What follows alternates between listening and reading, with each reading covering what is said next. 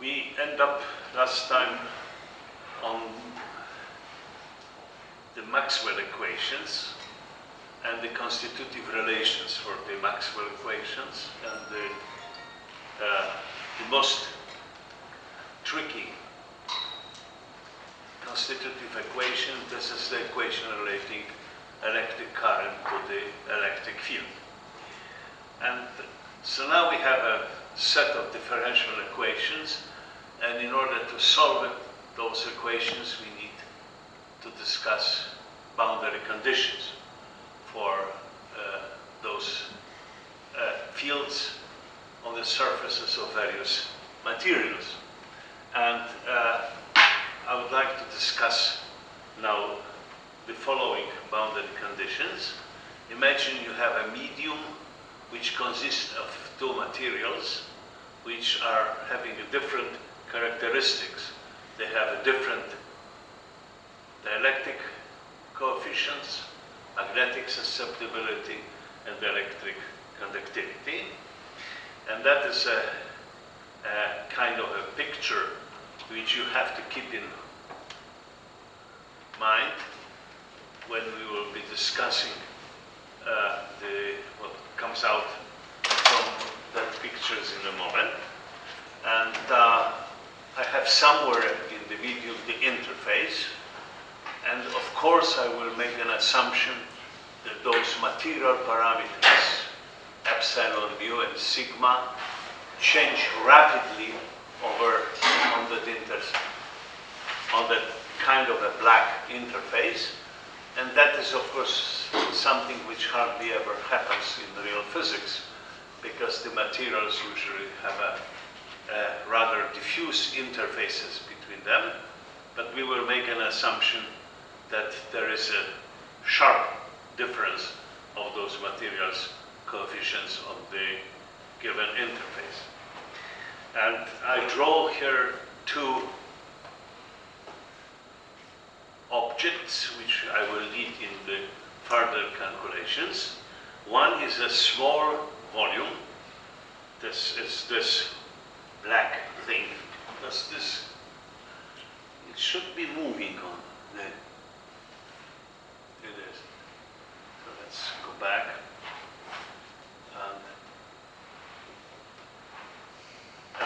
This is the volume, which, roughly speaking, half of it sits in the one material, and the upper one sits in the other material. And the other is a loop, which is perpendicular to the interface.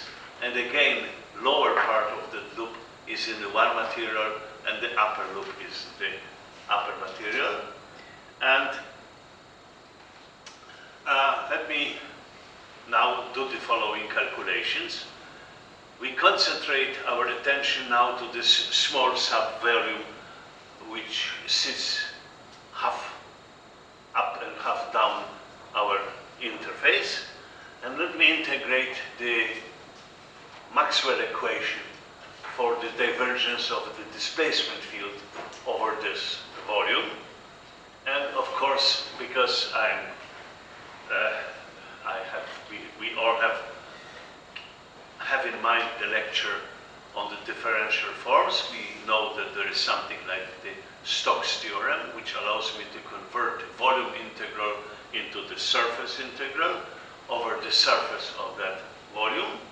And this integral is then equal to the contain of a charge in a given volume. So let's first look at the integral over the surface, and let's now shrink the volume to zero. We shrink that little volume to zero, then we have the contribution from the walls which are, so to say, perpendicular to the interface vanish, and I have only two contributions from the lower and upper part of the boundary of that volume. And if the volume is very small, displacement field is basically constant over that little surface. So this integral is equal to the value of the displacement field on the upper part, on the upper surface of my volume, and the value of the displacement field on the lower part of the volume, which I denoted d plus and d minus. And the minus sign comes from the fact that the normal vector to those planes, the boundary of my volume, have different sign on the upper part and the lower. And therefore I have my first boundary conditions, that is that the displacement field jump, which is the difference between d plus and d minus times the normal vector, is equal to whatever charge sits on that surface, and that is a charge smeared off on basically on the interface charge, which is bared by that interface, and this is my first boundary condition. So I derive the boundary condition from this integral equation, and that is of course what is in every textbook on electrodynamics, but basically this is a trick which is much more general than we will be needed for our meetings. But the fact that if there are physical quantities which suffer a jump on the surfaces of the material has been invented also in the 19th century by French mathematician Cauchin, and these are used in the many branches of the theoretical physics, and they goes under the name the Cauchin conditions. So we are true with this displacement vector, but of course we can do the same now trick, taking rotation of electric field, and now we will integrate this rotation of the electric field over that loop, which is on the left of the view graph, and that is a loop which is inserted perpendicular to the interface. So again, I can use the Stokes theorem, and then the rotation, the integral of a rotation of electric field is converted into the integral over the surface of a loop, which is this its circumference in some sense. And that, according to the Maxwell equation, this is equal to the integral of the time derivative of the magnetic field. And well, if we assume that there is no time-dependent magnetic field, then this loop integral is nothing as a jump of the electric field now multiplied in a vector way by a normal vector to the interface, and this is my another equation, boundary equation for the electric field. So I can, in addition, I also have to remember that I must have a boundary condition for electric field, which takes care about this still not used constitutive relation relating electric field and the current. So now I have these basically equations for the displacement of the electric field, and now I have to look at the boundary conditions for the magnetic component of the Maxwell equations. And since there are no magnetic charges, the divergence of a magnetic field is equal to 0. Then if I would do exactly the same procedure, I will integrate it over the volume, then I will get that the jump of a magnetic field on the interface is perpendicular to the normal component of the interface. And similarly, a jump of the magnetic field H, its vector product with the normal vector, is proportional to this current which flows on that interface. So these are my boundary conditions which I had before, and now I would just try to discuss another boundary condition which happens on the interface of the metal. Well, I will rather think about imagine you have an interface between whatever and the ideal conductor. An ideal conductor is, by definition, a substance where the conductivity is equal to infinity. There's a warning: we shouldn't distinguish between ideal conductor and superconductor, because superconductor also has the infinite conductivity, but that's in some sense is the minor property of the superconductor. It's not really so important that it has an infinite conductivity.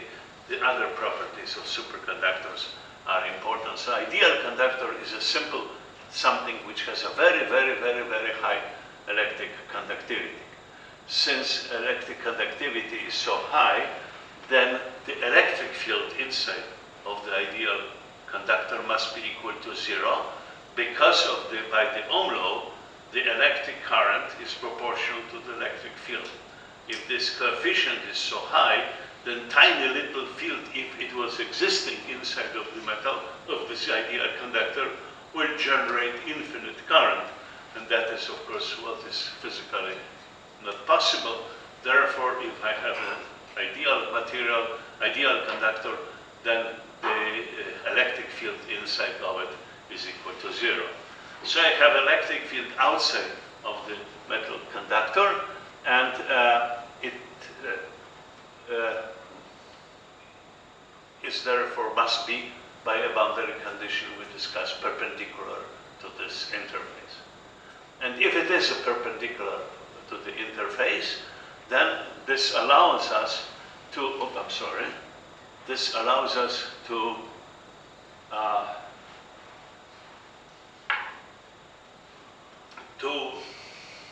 use a trick which is called image charges.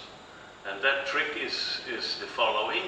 If I have the electric charge outside of the material, which is ideal conductor, then in order to solve for the properties of this electric field, I can imagine that each charge which sits outside of the ideal conductor is associated with the fictitious charge which is located inside of the metal, and then the electric field lines can be simply calculated at the electric field lines between these two charges.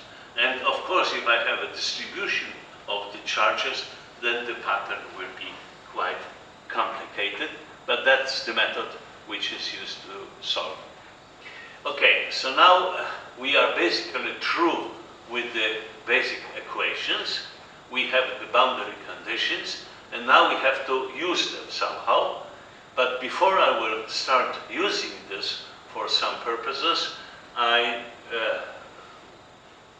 would like to show you something which looks like a units comparison, and it's not all possible, but we have a quantity, a typical symbol used for it. We have a unit in this international unit system which we are using, and just for the, well, I don't know how I should call it, for the sake of history, I wrote the values of those units in the CGS system, and well, we are now supposed to use the MKS system, but there were and there are distinguished physicists who like to use the CGS system. And talking about the electrodynamics, for example, we had once a visit to Warsaw by a very distinguished Russian solid-state physicist, Brujewicz, who had written Maxwell equations on the board using the CGS units. And then he turned out to the audience and said that he always used the CGS units because these are the only units which a human brain can comprehend. That sounds much better in Russian, but since our younger colleagues don't ever heard anything in Russian, so I better not to give it that. Okay. So now we talk about something which I call radiation. We know these are our two time-dependent Maxwell equations in the space, where there are no charges and no currents, and that is very easy to do the following simple calculation. There is a middle line which tells us how to calculate the double rotation. This is this famous expression about the second exterior derivative, which we had 2 seminars ago. And that is something which is easy to remember, because there is this mnemotechnical rule about the triple vector product ABC, which means ABC is equal BAC minus CAB. And that is basically what you have. So double rotation is the divergence, is a gradient of a divergence minus Laplacians of a vector field W. So I can use this relation to, for example, a first to the second of my Maxwell equation, as indicated by this red loop. And that is the equation which I obtain. And then I, of course, can do the same with the second equation. And these are my 2 equations relating Laplacians of the rotation of electric and magnetic field. The vector products are not supposed to be there. Where? What does it mean, the square of nabla vector product with E?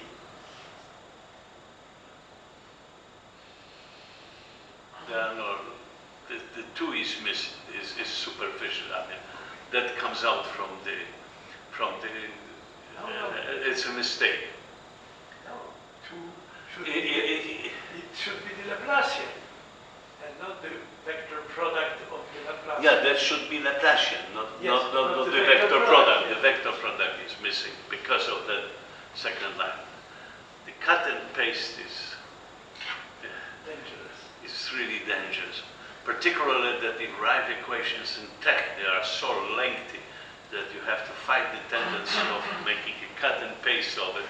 This is a mistake. There are only Laplacians. There is on this side. I have no easy way to correct it. Here I can correct it afterwards.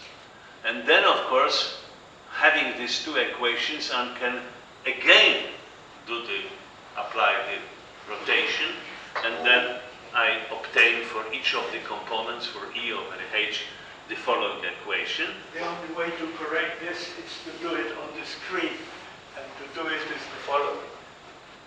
This is missing. Yeah, this is missing.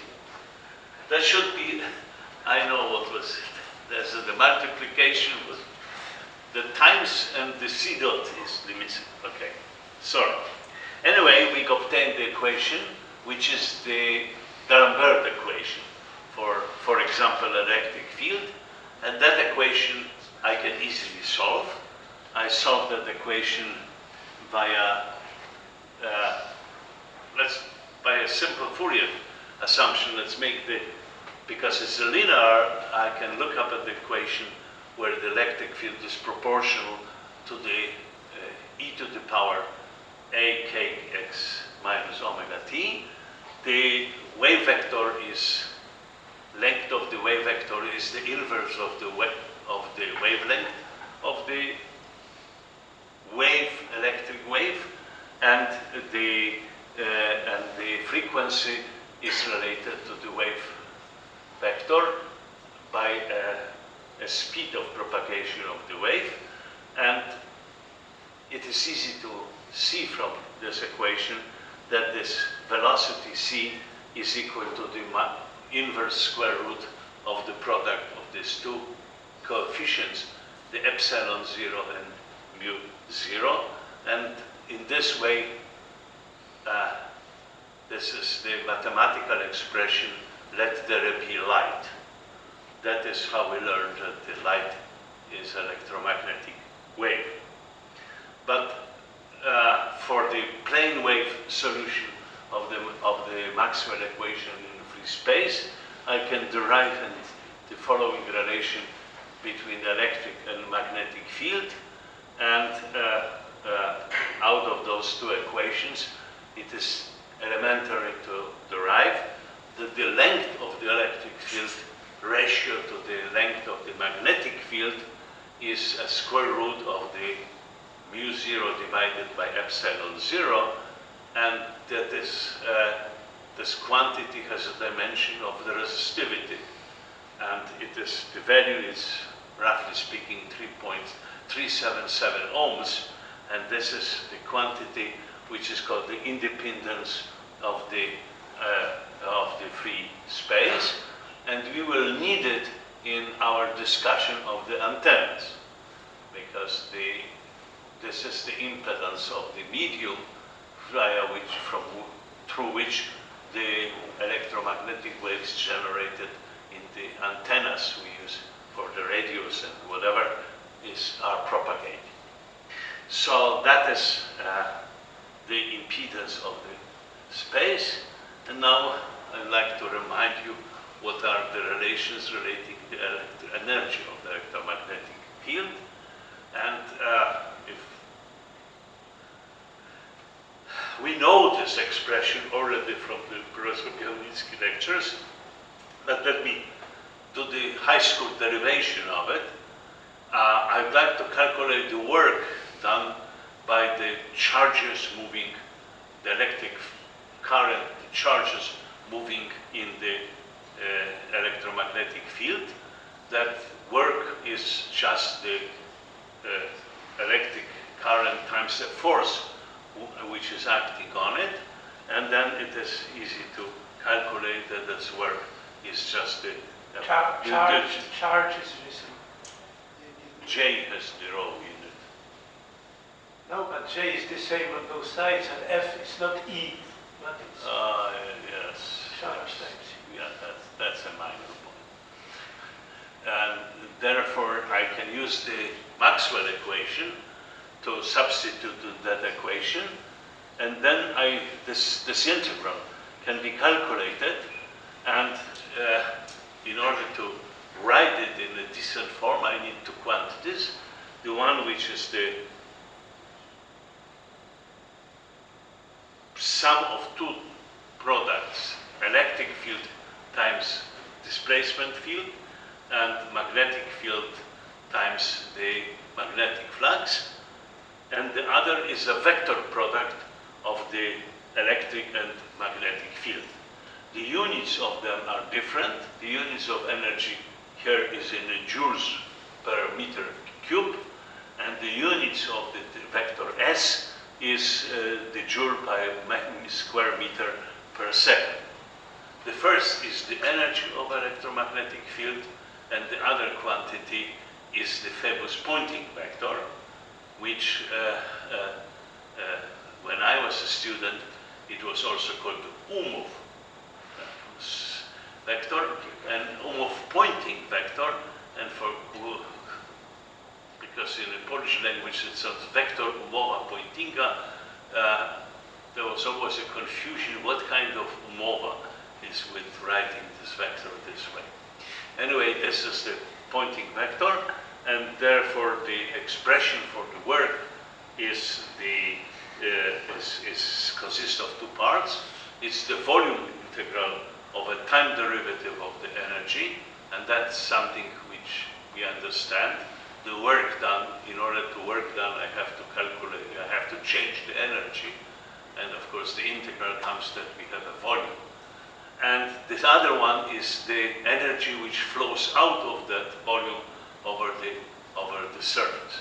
And again, this is the formula which we will need together with the boundary conditions to calculate the properties of the antennas. All right. So with having this equipment, we will start today talking about the most simple device which uses the Maxwell equation, and these are the circuits. The circuits are everywhere. This is what you use when you switch the lamp. There is a circuit, there is electric current going on, and the bulb is lit, and so forth. So we start talking about the circuits, but before we start talking about the properties of a particular circuit, a general few of the general statements. This is my view of the circuit. There is a wire which has the perpendicular to its length area, which I denoted by the capital A, which has a certain length L, and it has a certain conductivity, which I called sigma. And there's an electric field applied to this wire, and this upper picture is the picture of the electrostatic potential. Since we already have we know that there are positive and negative charges, so the electric field is pointing from the plus to minus, and that is the force also which acts on the charges. Because of this convention, or if you want the definition of what is plus and what is the minus charge, that means that the electrons, negative charges, are moving in this picture against the potential difference. They go against the potential in this situation. So let me calculate now the potential difference along the wire. That is according to the Maxwell equation, the integral of the electric field times the length of the wire. And the electric current J is what the electricians call intensity of electric current, capital A, divided by the surface. So with this expression in mind, I can calculate and derive a fundamental law for the circuits, which is called the Kirchhoff law. And we learned that Kirchhoff law in the high school. So we have first Kirchhoff law, which is just nothing else than the statement that there is a conservation of the charge. The charge is conserved quantity. That means that if you have any kind of a wire construction, and if the wires meet in one point, which is called the node, then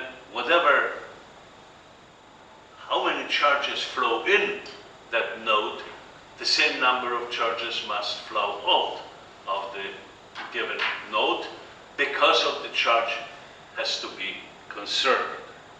And that's the first Kirchhoff law, that the sum of the currents going into a node is equal to the sum of the charges getting out of the node. And the second is that the sum of the voltages around the given circuit, whatever the circuit is, must vanish. And that follows obviously from the Maxwell equation. If I calculate the voltage over a given circuit by doing the integration, then I can use the Maxwell equation, and I know that this is a time derivative of the flux, magnetic flux. So if the magnetic field is time independent, then this vanishes, and therefore the total voltage over the circuit is equal to 0. So if the magnetic field is constant in time, then the Kirchhoff law in the form I wrote here is valid. Okay. So let's now calculate that using the constitutive relation, which relates the electric current to the electric field. And I can do this integral in a trivial way. And then obviously I get the results that the voltage in a given circuit is proportional to the intensity of electric current flowing in times a certain quantity which I called R, and which is called the resistivity. And this resistivity is proportional to the length of the current of the wire, inversely proportional to the area, and inversely proportional to the conductivity. It is, in a high school, we always thought that the resistivity is the fundamental quantity, while it turns out that the resistivity is defined by the conductivity. And this is something which we have to keep in mind, because in a microscopic physics, in the solid state physics course, we learn that this is the conductivity, which is a basic physical quantity in a material. Basically, that is a quantity which is related to the correlation of the currents, and the resistivity is in some sense a quantity which we define for historical reasons. In some sense, it's unnecessary. We could have lived with just the conductivity as a physical quantity. The units in which we measure conductivity are Siemens per meter, and the resistivity, rho, is measured in the ohms times meter. Okay, so the first reminder of about the circuits, resistance. We have a simple electric current, simple circuit. We have a battery, which I'm not supported for this lecture by Duracell. I just found the good, nice picture in internet, but no relation whatsoever to Duracell. And it is a simple circuit. You have a battery, which provides a voltage, and they have two resistors, each of them having a different resistivity. Then from the Kirchhoff law, whatever charge comes to this node must split and go over left and right resistor, and then it must merge together.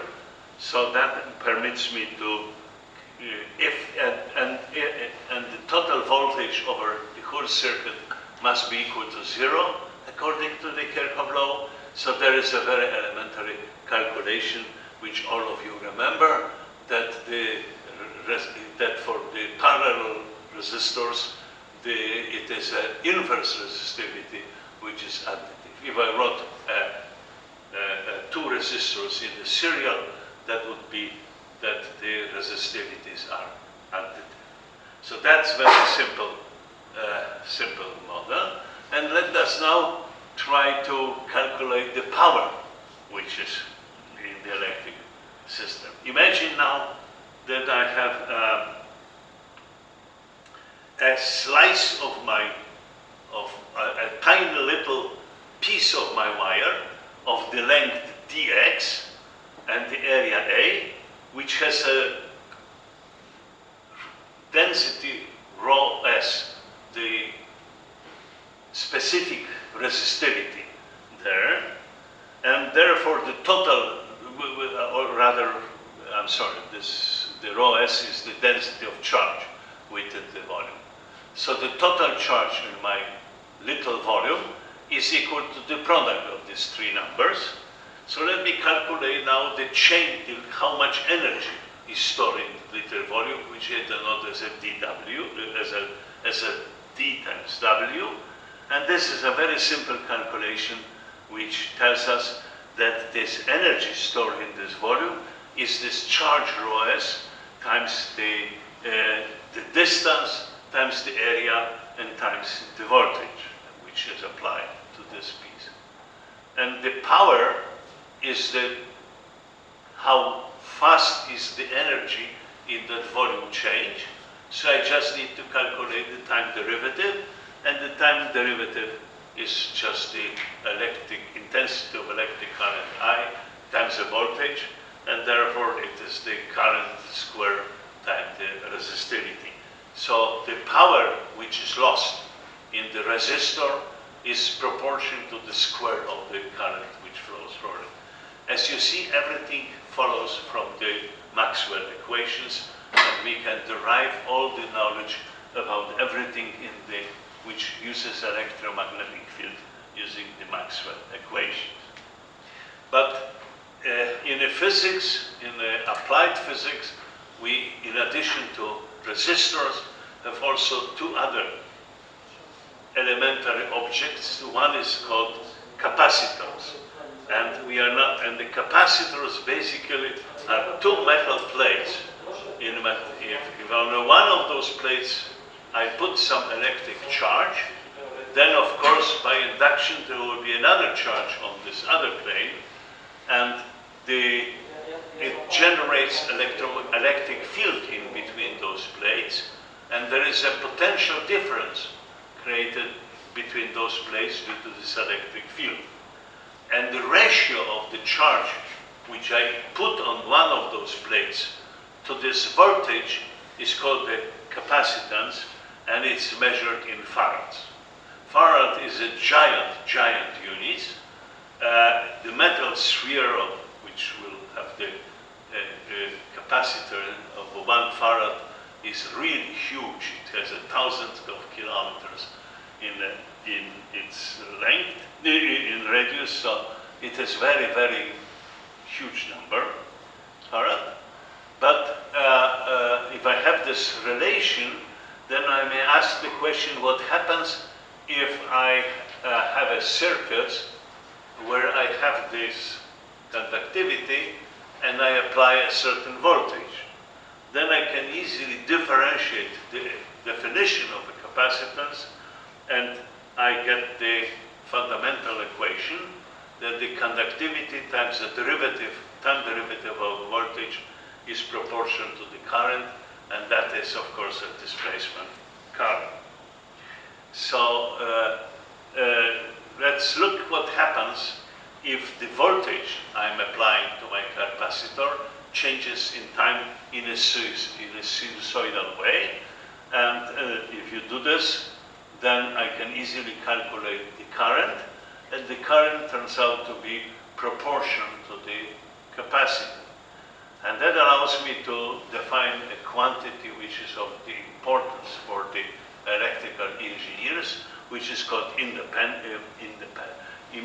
impedance, and or the complex resistance, if you want, is usually denoted by capital letter Z, and this is a ratio of a voltage to the current, and as you see, it is equal 1 over I omega times C. Okay, so if you look at the complex plane, that out of this out of that formula, it follows that the current leads the voltage by a phase shift of 90 degrees, because a multiplication by I is related to the phase shift of 90 degrees. And it is a simple exercise which I would like you to do at home. This is to calculate what is the energy stored in the capacitor, and this energy stored in the capacitor is half of the capacity times the square of the voltage difference. So this is what is the capacitor, which we remember from the high school again, but everything follows from the Maxwell equation. But what happens if my circuit is a circuit in which the magnetic field changes in time, and that is what we had to discuss, something which is called inductance. So imagine you have a loop in which the electric current is flowing, and if there is a magnetic field B present, magnetic flux present, then I can calculate the surface integral of the magnetic field over that loop. And that quantity, which is conventionally denoted as a capital phi, is called magnetic flux again, and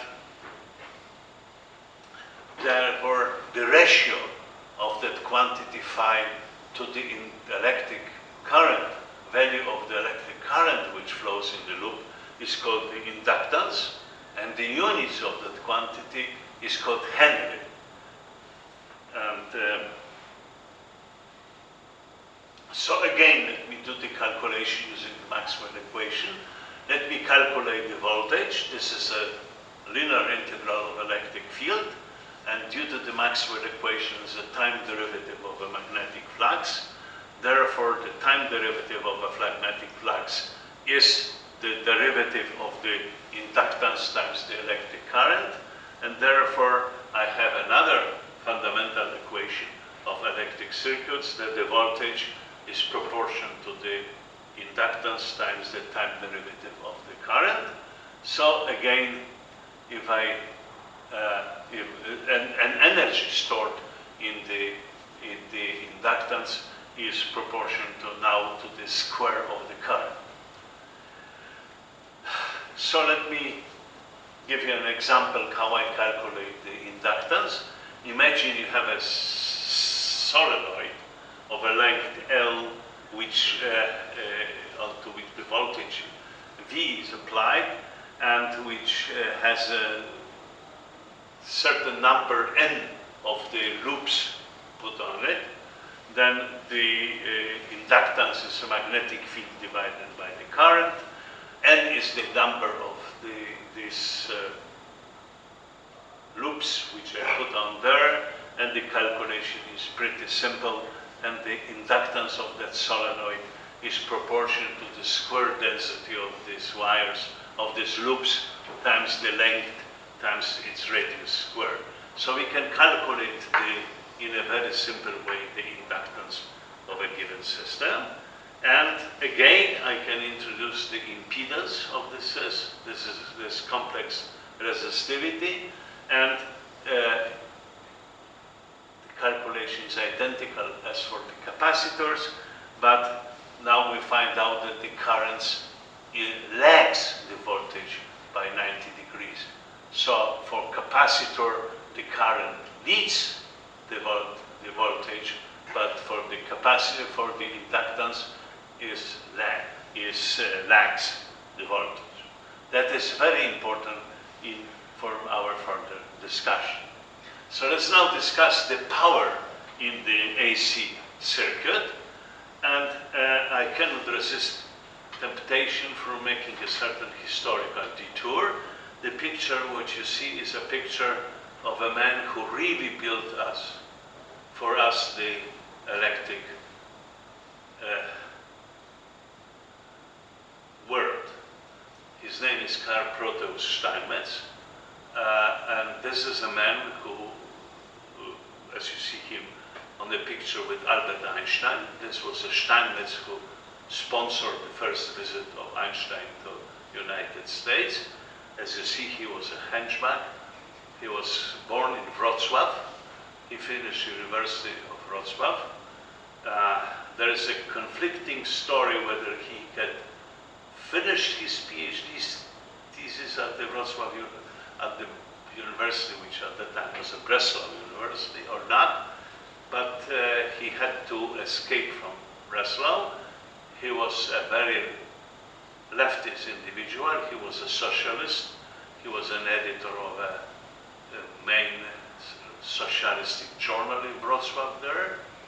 He went to Switzerland. He was at the ETH for a year, but he was too radical leftist for the Switzerland.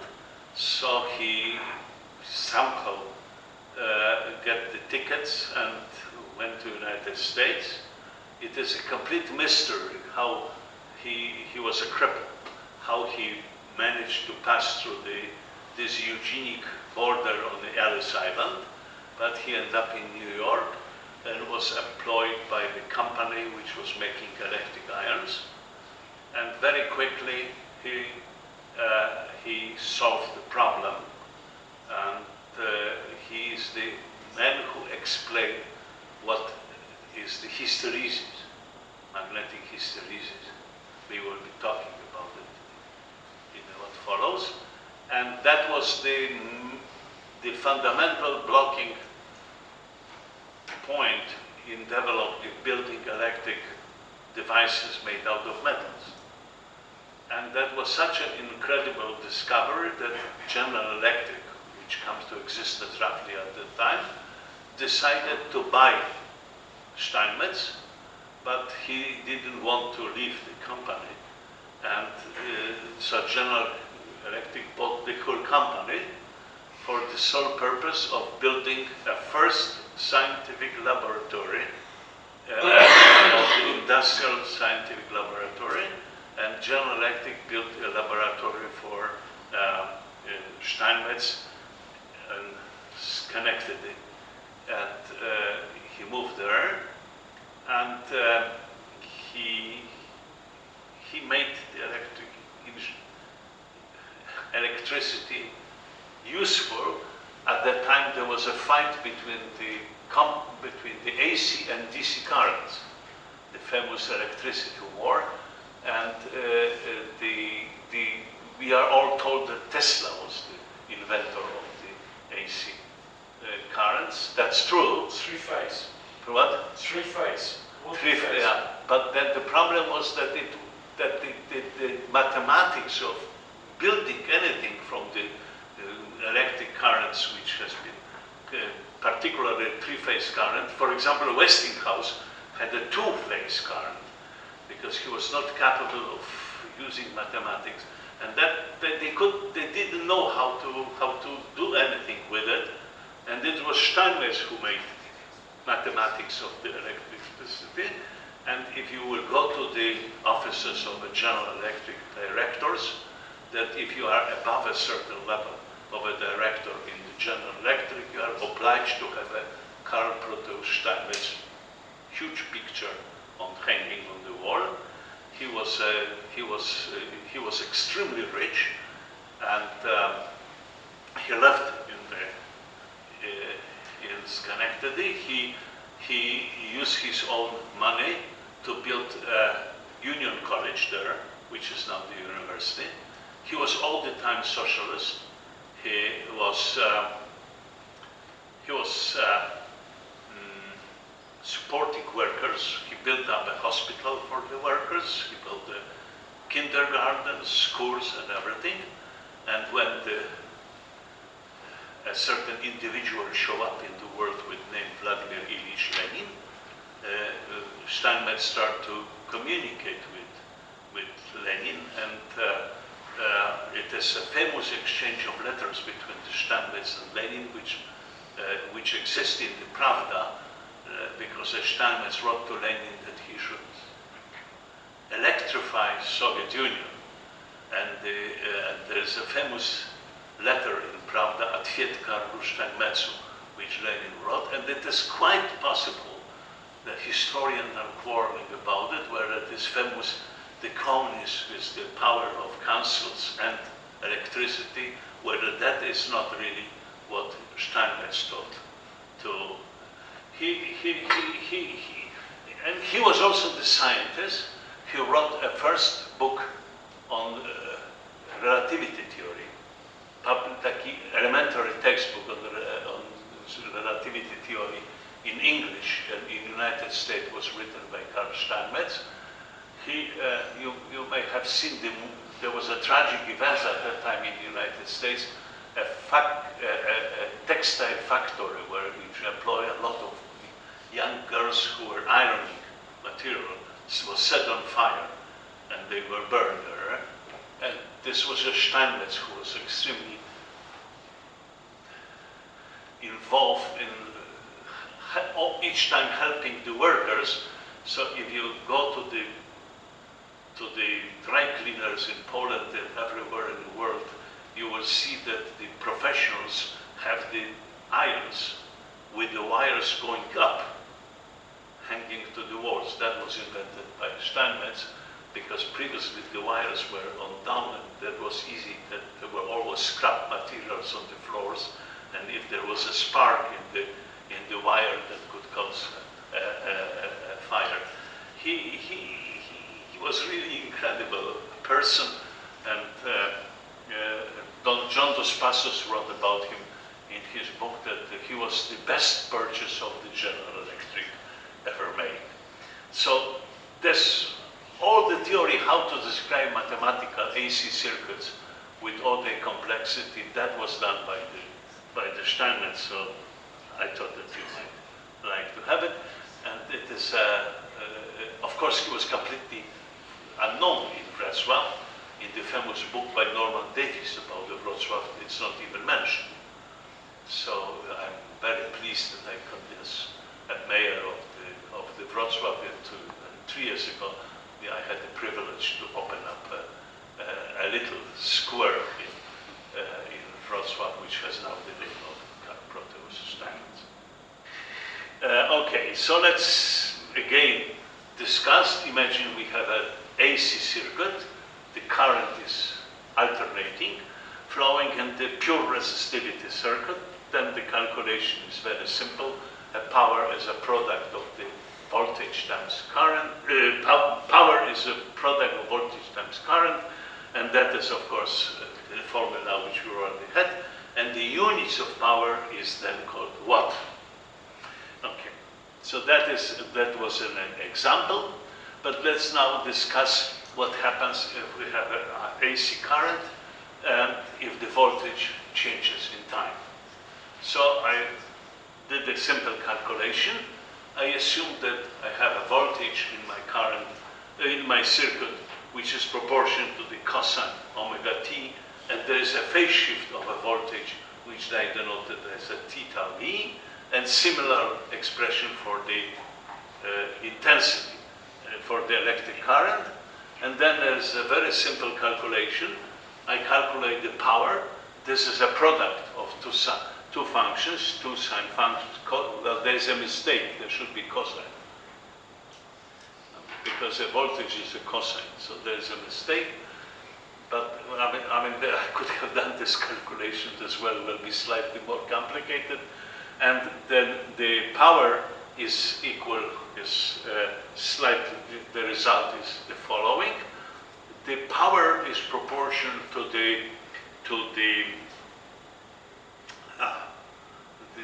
this coefficient times the cosine of the phase shift.